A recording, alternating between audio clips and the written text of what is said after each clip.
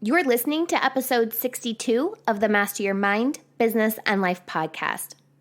As a person who has crippling anxiety at times, I know firsthand what it's like to be on the anxiety struggle bus. Now, we've had conversations sharing stories behind anxiety, but I wanted to bring on an expert who can help us understand what exactly anxiety is and how to help. While today's guest is a licensed and trained therapist, I want to make it clear that this episode is not to be used as a substitution for your own medical advice.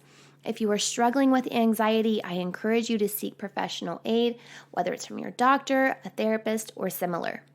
By opening this dialogue with Natasha Fletcher, a therapist who specializes in anxiety, fears, doubts, and worries, I was able to understand anxiety with a new lens.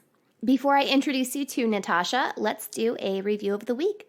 This one comes from Stitcher from the user Bean702, and it reads, "The variety of this podcast is what makes it so special. One week we're learning about past lives, and the next week learning how to grow our business. There's always something new to learn. You know, Bean702, I am multi-passionate and a seeker of truth. Being able to explore a variety of topics with an array of guests brings pure joy to my life. And I'm just glad that you're a fan too." As a reminder, subscribe, rate, and review the podcast on Apple Podcasts, Podbean, Spotify, Google Play Music, or wherever it is that you listen for a chance to have your review highlighted on the podcast. These ratings and reviews help others find the show, and they provide great feedback for me. Also, I love when listeners screenshot that they're listening and share it on Instagram. My heart seriously lights up. I'm on Instagram at MindBizLife. Are you ready to meet Natasha and learn more about the science behind anxiety? You know what to do. Tune in, turn it up, let's go. You're listening to Master Your Mind, Business, and Life. Conversations with everyday world shifters, truth seekers, and rule breakers. Here's your host, Lauren Smith. Hey everyone, it's Lauren Smith. Welcome back to another episode. Today's guest is Natasha Fletcher. Natasha is a therapist, coach, and speaker, and she helps people get on with their life without anxiety, fears, doubts, and worries getting in the way. Natasha, welcome to the show. It's great to have you join me. Hi, Lauren. Thank you for having me. I'm so excited. You know, we're diving into a topic that so many people can relate to. I know I personally can. I've been noticing more and more that people are actually becoming more vocal about it, and that is anxiety. So I love that you're joining me today to bring your expertise to the show to help us learn more about anxiety. Absolutely. I just think at the minute you just can't go anywhere, can you, without hearing about celebrities battling with anxiety or just shocking statistics, really, about anxiety and mental health problems. Absolutely. And it's shocking, but it's also like so comforting as someone who does battle anxiety to know that I'm not alone, or we're not alone, for anyone else who's listening. Absolutely.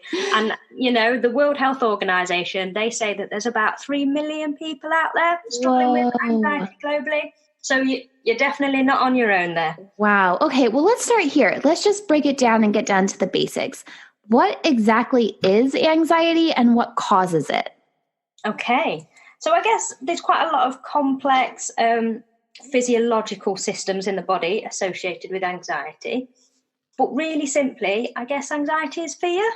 It's fear. And really fear is very much part of being human. And, you know, historically fear, that was a key part of our survival mechanism.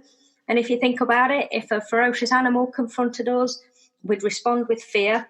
And then that would set off a whole host of physical and behavioural changes that really ultimately just serve to protect us.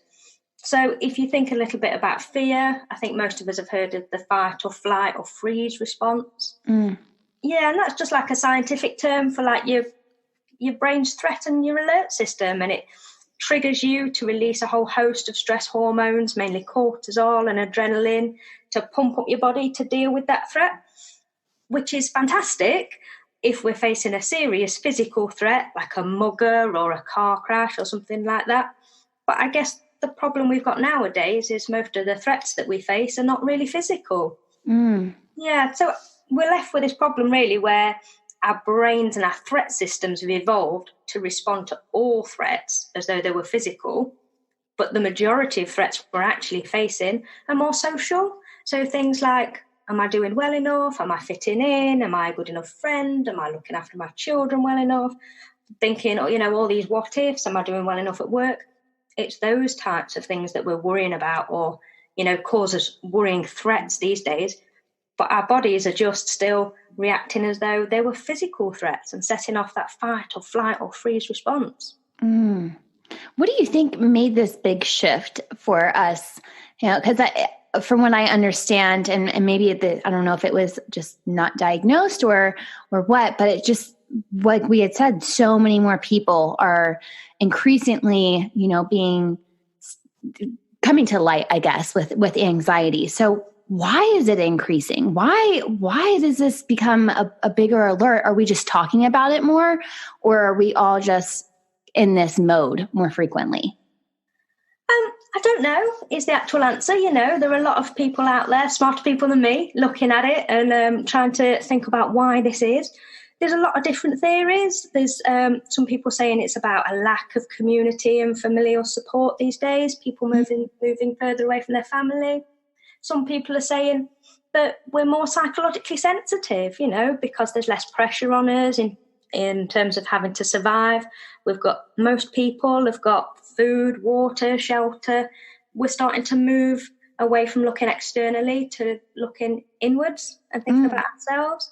I guess there's always that ever-present social media argument. People are saying that we're feeling pressured to have perfect lives. And life is just more stressful, isn't it, in a lot of ways? Yeah. We're all expected to, be the perfect parent, the perfect friend, work really well, be successful, have it all. It's a lot of pressure. There's no one answer, I don't think. But maybe it is what you were saying about more people are coming out and willing to talk about it. Yeah. Yeah, I think too, it's just, it has become a big topic. You were saying celebrities are coming out more about it too. And it really does bring it to light for sure. Not that I know only celebrities, I'm not trying to say only celebrities struggle, but when it becomes more of a topic that is brought into the spotlight, people are like, yeah, I have that too, And some people don't, I see so many people who come to me and they say, do you think I have anxiety? What do you think? People sometimes don't realise what they're experiencing is anxiety. It's such a big umbrella from maybe just being a little bit worried before an interview or an exam, something totally normal, right up to, extreme PTSD, things like that. It's such a big catch-all. Sometimes right. Sure. Or they just think maybe I'm just a bit stressed. How can someone who maybe isn't sure if they are experiencing anxiety, like what are your telltale signs to know? Telltale signs. Well, I guess, what we would say is if those physical symptoms or those mental symptoms that you're experiencing are affecting your life in any way, if they're stopping you engaging in things that you enjoy, they're impacting upon relationships, you're struggling to get on with the things you need to do, I'd say for definite, just think about seeking some help or getting some clarification from a medical professional in those instances, definitely. What I will say is I know for most people, a lot of people come to me and they've been trying to struggle alone for a long, long time. And ignoring it doesn't work. Waiting for it to blow over doesn't usually work. Do seek help, do get some advice, do speak to someone. It may, and also for a lot of people, just get physically checked out as well if you're experiencing, especially physiological symptoms of anxiety. So maybe if your heart's pounding a lot or you're struggling with things like that, excess headaches, always get physically checked out too. Yeah. That's really important, just to rule anything out. Right. What made you hone in on anxiety and really focus on this part of your profession in therapy? Oh, gosh, I think that's probably quite a long story. Let's hear it. Well, yeah, I guess part of it is that I'm seeing an awful lot more people.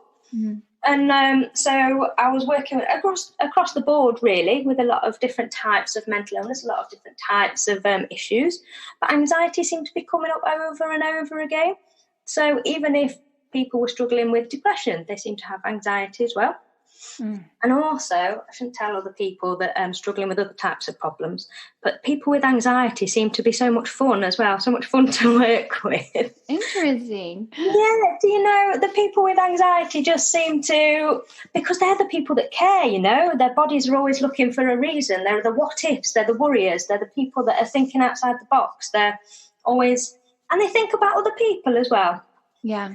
Not everybody, obviously, just in my experience, people with anxiety seem to be really creative and fun people as well. Yeah. I would assume, and this, correct me if I'm wrong, do you find that a lot of people who suffer from anxiety are also very empathic? Like they are just absorbing, other things from other people, and that's maybe what triggers it? It can be, definitely, for some people. As I say, with anxiety, sometimes comes a lot of what-if thoughts or a lot of worrying about other people, about how they are presenting to other people. Quite often they're very, it's about them being very caring. Yeah. So definitely. Can you tell us a little bit of how you work with anxiety? If someone were to come see you, like what is your process to kind of work through it? Okay, yeah, no problem. I guess I've got quite a varied background. So me personally, I work with my clients in quite a unique way, really. And I try and make that a way that offers some immediate relief in the short term, but also we make some time to deal with the wider and the deeper issues that cause their anxiety and keep it going. As I say, I've got quite a varied background. So I originally trained as a mental health nurse. Then I went on to be a cognitive behavioural psychotherapist. I've done some training in mindfulness coaching, hypnotherapy. I've also got a master's degree in psychological trauma. Wow. So more recently, I've been incorporated something called rapid transformational therapy into my sessions. I guess there's a lot of acronyms there. So there's like CBT, NLP, RTT. But really, just in essence, I try and work with people, just help them get a real understanding of what's keeping their anxiety going on a day-to-day basis, put in some immediate coping strategies, something to help them take the edge off in the short term. And then we start looking maybe at any deeper issues. So I guess a lot of people come to me because of my background in psychological trauma. And for a lot of people, they can trace some of their anxieties back to, childhood trauma or a psychologically traumatic time for them. And then I guess the last stage really is some good old-fashioned problem solving with people, that I think that is so overlooked in the therapy world, because you can do all the therapy you like, working on your internal issues, but if your life's in chaos, you've got bad habits, you don't like your job, and you're surrounding yourself with toxic people, you're never going to fully get better. So for a lot of people I work with, that's the game changer, really. So getting them some immediate relief in the first instance, helping them understand what's going on, understand what's happening, having a look at some deeper issues, healing those, working with those, and then changing the things around them. Yeah. Because, the people they've got around them, or sometimes other people need to change as well, or things around them need to change. Right. And you just kind of sometimes need that person to balance it out. I love that you brought up how you want someone to really understand what's happening.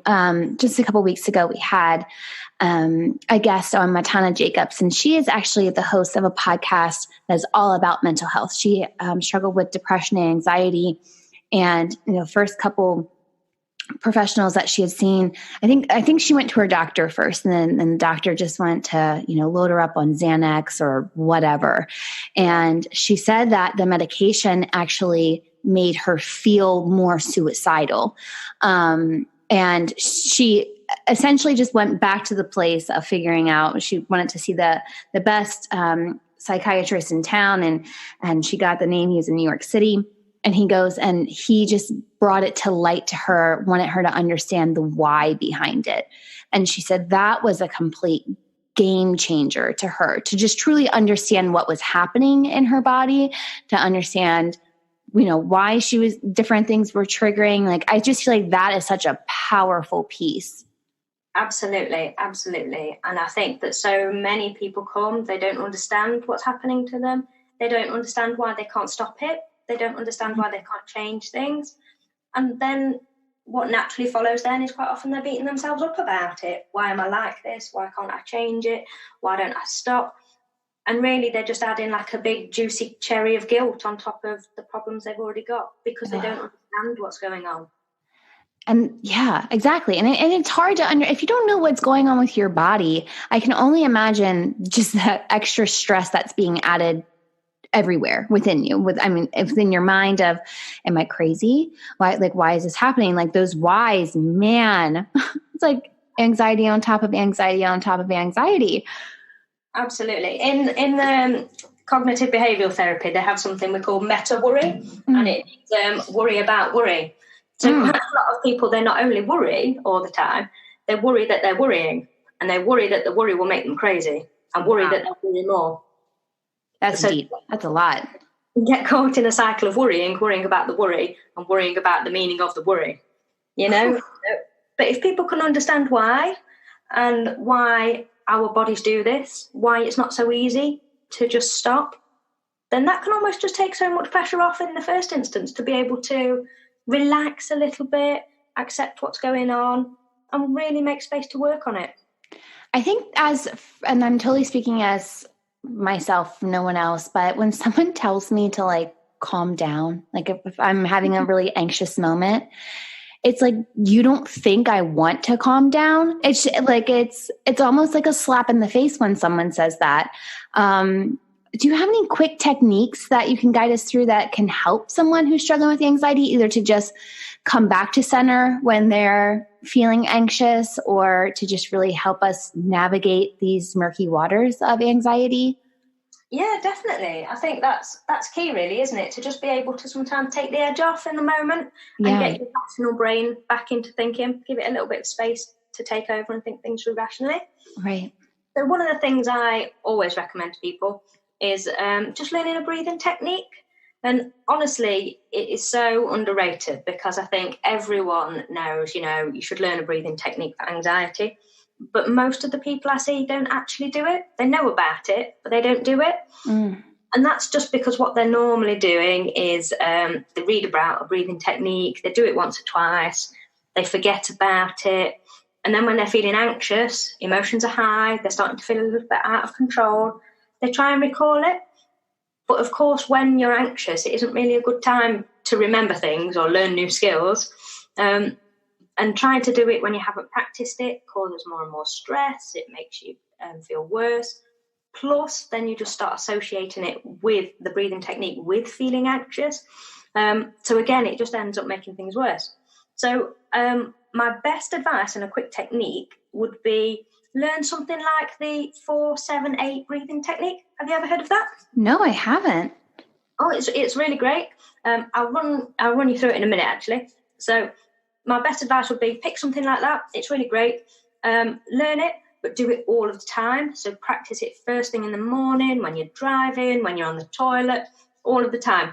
And if you do that, I promise you it would make such a huge difference, because then when you're anxious and you need it, you'll be able to just recall it super quick, easily, effortlessly, like you know it. You do it all of the time. And also you'll associate that breathing with being calm. So I'll run you through it. Yeah, run us through it. To use the 4-7-8, so you just focus on your breathing pattern. So you breathe in through your nose for 4 seconds, then you hold it to the count of 7, and then you forcefully exhale through your mouth, making like a bit of a whoosh sound for 8. So I'll just do it for you now. I know you can't see, but hopefully you'll be able to hear. So breathe in for 4, hold for 7, and then out for 8. I did it with you. It's quite hard, you think it sounds quite easy. Yeah, it is quite hard. Yeah. But it really does work, because that deep breathing can really slow those physiological symptoms of anxiety down. So bring that pulse down, bring your heart rate down, get your breathing back into kilter. And if you can get that sorted, then some of the other physiological symptoms of anxiety will follow. And it will just give you that little space to kind of let your rational brain kick in. I can see how practicing that would be instrumental. Because when I thought about it, I was like, oh, that's easy. And then when I did, I'm like, oh, holding's a little bit longer than 7 seconds is a little bit longer, So I could see in the state of anxiousness where you're just already rapidly breathing and your heart rate feels like it's pounding out of your chest, it would be very difficult to try that. Definitely. I mean, if you were a sports person, if you were playing basketball or whatever, you wouldn't just shoot a few hoops and say, oh, that's it, I'll do it on the day, I'm sure it'll be fine. Right. When you've got thousands of people screaming around you, anxiety's high, emotions are high, you'd practice it every single day till you got it down. And then when you needed it in the moment, you can easily recall it. But I that's love the it. problem most people make, is they just think breathing techniques are for when you're anxious, but they're not. They're to use when you're anxious, but you need to learn them when you're not. Can we teach this to kids as well to help them just, I feel like just I don't want to say calm down, but like when they're upset to just be able to come back to center? Absolutely. I think that would be a great idea. Interesting. I haven't done that myself, but I have a little boy, so I think it would be great. Yeah. Yeah. Interesting. What are do you have any other quick techniques that we could use? Breathing is so great. Yeah. So one of the things that I often teach some of my clients, so especially ones that have kind of like a lower level anxiety, but all of the time, they always feel like kind of wake up feeling anxious and they're worrying all of the time. I wouldn't be able to run it all through with you today, but it's something called progressive muscle relaxation. Have you ever heard of that? No. So, basically you just lie down, find a quiet space, maybe give yourself 10, 15 minutes, and you can just type it into YouTube or Google or whatever, and you'll find like an exercise. But it's just about tensing each of your muscle groups in turn. So it'll say something like tense like the muscles in your calves as tight as you can, and then let them go. So progressively, you tighten each group of muscles and then you let them go. And what that can be really, really helpful for is a lot of people don't realise how tense they are all the time. And sometimes if we can catch anxiety in the earlier stages, we can deal with it a little bit better. But if you're so used to feeling tense and anxious all of the time, sometimes you don't pick it up until it's too late. Right. But if you start to recognise tension in your muscles, then sometimes you can start to pick it up a little bit earlier. So I said that I've never heard of that. And then you broke it down. I'm like, oh, wait, I've done that in a yoga class before where I was walked through of tightening, like we started from the toes, tighten your toes, tighten, your calves. And it was each part. And and it's fine when you said that you just become more mindful of like maybe where you're holding tension. I never realized how much I clench my jaw and how much tension I just hold in my jaw. Until they were like, make sure your jaw is relaxed. I'm like, my jaw is relaxed. And I was like, oh, whoa, no, my jaw is not relaxed. And even now, sometimes when I go to fall asleep, I just realize how tense I am. Or, sitting at my computer, I'm tense in my jaw. And it's just like, okay, relax it. Just have to be a little bit more mindful in that scope. Absolutely. And if you could start to be more mindful of where you hold tension, or how you start to feel tension when anxiety starts creeping up, you might just be able to catch it a little bit earlier. So true. And then it doesn't go. And then when you're able to catch it a little bit earlier, then it's not as progressively moving, maybe not go into a full-blown anxiety attack then. Absolutely. And I think that's really key to understand what's going on, understand what's happening, spot it early, and take action. Yeah, just a huge awareness aspect. Absolutely. I think some people sometimes, they come and they're like, what's going to be like a magic technique? But really, it's all about understanding you, your anxiety, how it works, how it manifests, and intervening early.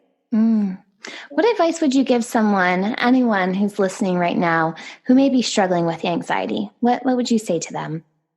Oh, definitely. I just think don't suffer in silence, really. Speak to someone and get some help. I just see so many people that have been keeping it together on their own for so long. And really the toll of keeping it secret becomes almost as bad as the anxiety itself. They're spending so much time coming up with excuses for being snappy, for missing things, is mentally tiring. It's exhausting. So just tell anyone, someone that you trust, go to see your GP, see a psychiatrist, see a therapist, but get help. So many people are waiting for things to get better on their own, but it's really rare that strategy works. So my main piece of advice is to talk to someone and get some help. I think it's important to say as well, just if anyone's out there and they're really struggling, I think it's important to say that quite a lot of people who are struggling quite badly, or that have been for a long time, have thoughts maybe of not wanting to be here anymore, or sometimes not wanting to carry on. And I'd just say that's really common. Please see your doctor. They won't judge you. They see this all the time, and it does get better. So just let people know how you're feeling. Get that help. Do you think that judgment is a big factor as to why so many people stay silent about this? Absolutely. I think it's huge, and, from a personal perspective, and maybe you can relate, Lauren, but it's hard to almost tell people, one, that you're struggling. It's also hard if you identify usually maybe as a confident person, a successful person, but actually on the inside be struggling. It's hard to say, actually, I am sometimes confident and I am successful, but I'm also struggling as well. Yeah. Yeah. Okay. It can be. I found it that it's easier for me to speak about when I'm not going through it. Right. Like, but those who know me best, live with me, it's a little bit easier. But yeah. And some people would just have this perception of you that you have it all together and, your life is perfect. And you're like, whoa, I'm glad you have that perception. But the truth is, and I personally think a lot of my friends, especially, or people I've held conversations with, and they say social media has just kind of fueled a lot of people's misperceptions of other people. They have it all together. Oh, they're perfect. Why isn't my life like that? And it can create more anxieties about within you, not realizing like their life is probably not as great as it seems. Absolutely. And, in terms of my own kind of struggles with anxiety and my own journey, really, I say on my website and talk a little bit about it there, but I just say that, I found myself forced to take time away from a job that I was previously really loving. I was really successful in. People saw me as really successful. I was sat in my lovely, sympathetically renovated house with my wonderful husband and my beautiful sleeping son upstairs. I looked like I had the perfect life outside, but inside I was struggling. And, the truth is I've been struggling for a long time. But my confidence was at rock bottom, and I was spending all my time sleepless, worrying, overthinking, dreading the day, feeling on edge, feeling panicky. But I didn't want to admit that, and I didn't want people to see that side of me. I wanted them to see the side of me being successful, happy, having it all. And I guess, part of me was thinking like, well, I don't have anything to be anxious about. Which obviously we know now is ridiculous. That's not how it works. But when you feel like that, that's sometimes how you feel. Yeah. And it can be hard too, especially when you are, let's say, you're in a good place physically, like you have a great job, a great family, a great home. And then for me, it's also a guilty factor of why am I feeling anxious or worrying about this when there are hundreds of thousands of millions of people who have a worse life than me. It's almost like I'm more privileged, right? So I shouldn't have these worries. Like I should be more grounded in gratitude. So I sometimes have felt like I needed to get off my high horse with feeling the way I did until I really started to understand where it was coming from. I see so many people like that. I've been there. I felt like it myself, and so many people I see. And what I say to people is, well, everyone's suffering or struggles are valid. What would you say to someone who came in here today and said they'd been beaten or they'd been raped? Would you tell them just to leave because there's other people that are going through worse situations? Right. Of course not. Where does this end? What we really need to do is remember everyone's struggles are valid. Yes. Be more compassionate towards ourselves too. Definitely. And I say to people, how is this helping?